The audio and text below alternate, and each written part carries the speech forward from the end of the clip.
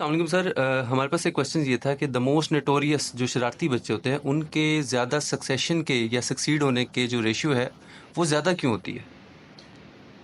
اصل میں تو یہ ہے کہ جو بھی ہمارے پاس دو طرح کی انرجی ہوتی ہے. ایک انرجی ہوتی ہے ہمارے برین کے اندر اور ایک ہمارے باڈی میں ہوتی ہے. اور اگر ہم اس کو اور تقسیم کریں تو یہ انرجی ہمارے پاس چار ہوتی ہیں.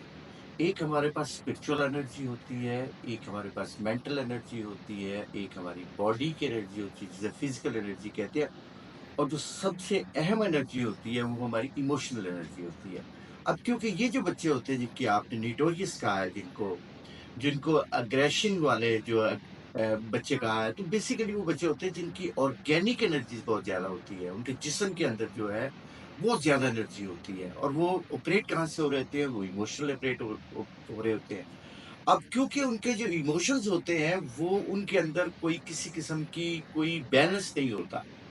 اگر تو وہ نیٹوریس جو ایکٹیویٹیز ہوتی ہیں اگر ان کے اندر وہ چلے جائیں تو وہ وہاں پہ بھی کمال ہوتے ہیں.